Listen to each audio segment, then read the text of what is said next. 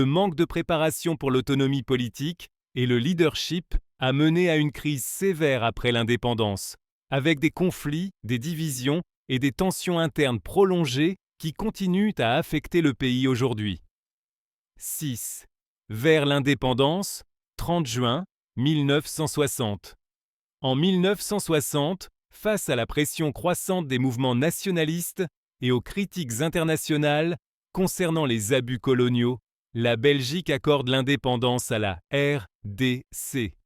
Malheureusement, la transition fut rapide et mal préparée. Les Congolais n'avaient donc peu de formation politique ou administrative, ce qui contribua à des crises politiques profondes après l'indépendance. 7. Héritage de la colonisation aujourd'hui. La colonisation a laissé des traces durables.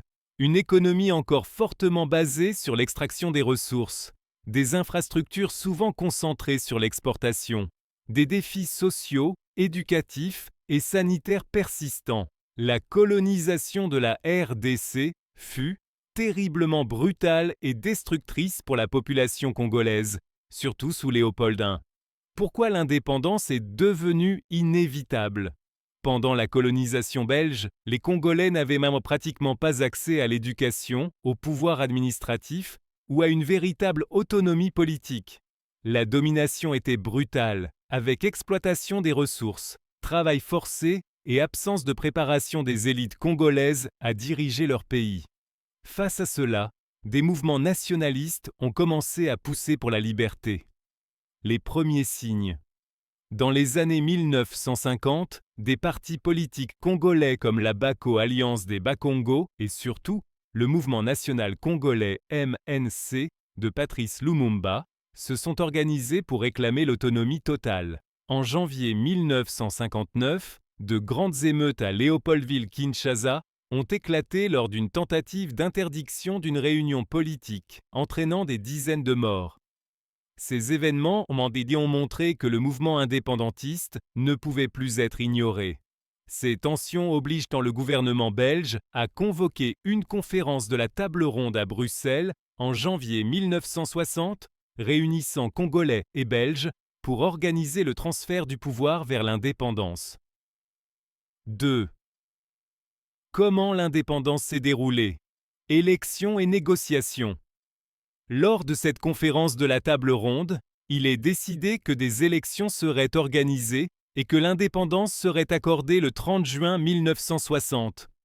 Lors des élections, le mouvement national congolais MNC de Patrice Lumumba remporte la majorité, faisant de Lumumba le premier Premier ministre et de Joseph Kasavubu le premier président. La proclamation.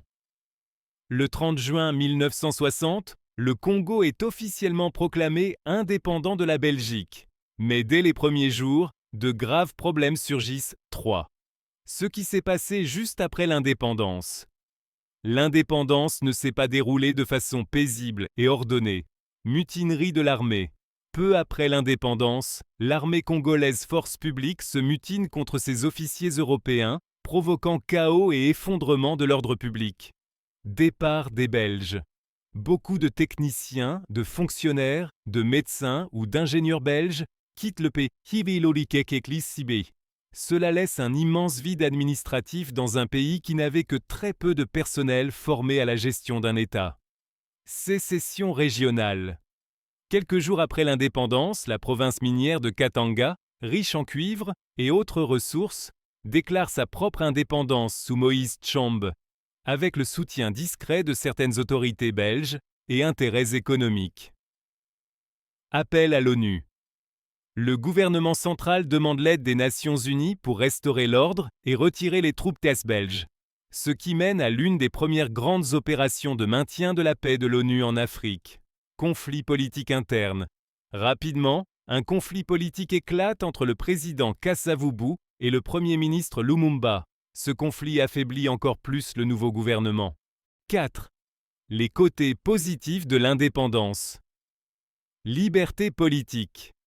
Le grand bénéfice, bien sûr, est chronique et que le peuple congolais a recouvré sa souveraineté politique après des décennies de domination coloniale. Prise en main du destin national. La population a enfin pu choisir ses leaders et commencer à construire un État dirigé par des Congolais. 5. Les côtés négatifs et les pièges de l'indépendance. Manque de préparation. Le Congo accède à l'indépendance sans élite formée, sans fonctionnaires expérimentés, sans plan national stable. Le pays était administrativement et techniquement mal préparé pour gérer un État aussi vaste et complexe. Division interne et crise. L'indépendance s'est accompagnée d'une fragmentation politique et militaire, avec mutineries, sécession régionale et rivalités politiques qui ont débouché sur plusieurs années de crise, appelée la crise du Congo. Ingérence extérieure. Le contexte de la guerre froide a transformé le Congo en terrain d'affrontement idéologique entre grandes puissances. Lumumba, cherchant de l'aide contre les sécessionnistes, s'est tourné vers l'Union soviétique, ce qui a intensifié les tensions avec les pays occidentaux et contribué à son renversement puis à son assassinat. Érosion de l'unité nationale. La sécession de provinces comme Katanga et Kasaï, peu après l'indépendance, a montré que l'unité nationale était fragile, ce qui a affaibli le pays dès ses premiers jours. 6. Le grand piège de l'indépendance. Beaucoup s'attendaient à une liberté totale et immédiate qui apporterait la paix, le développement et l'unité. Mais le vrai piège a été de ne pas se rendre compte que l'indépendance politique ne suffit pas si les structures, les institutions, l'éducation et la cohésion nationale ne sont pas consolidées avant ou pendant la transition.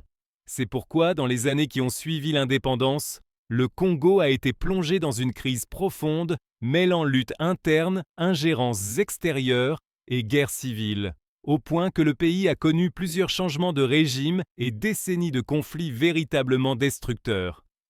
Conclusion.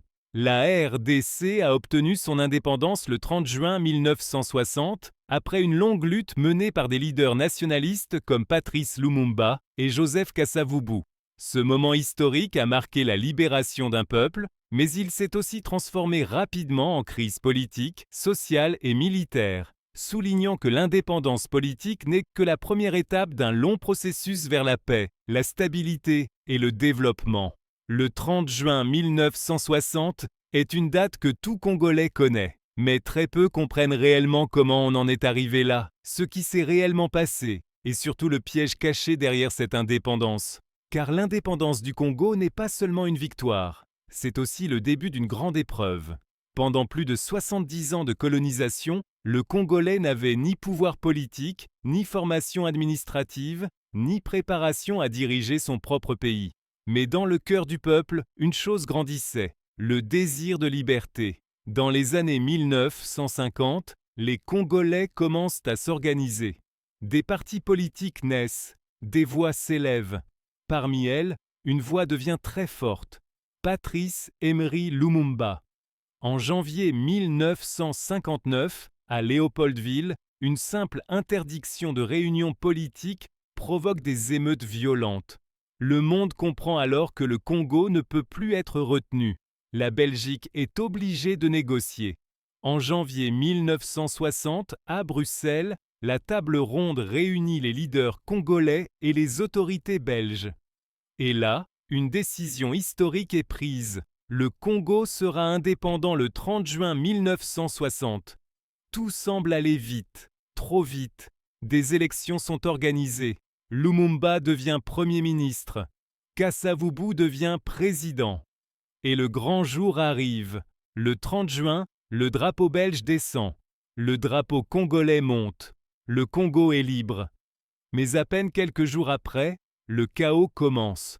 L'armée se mutine.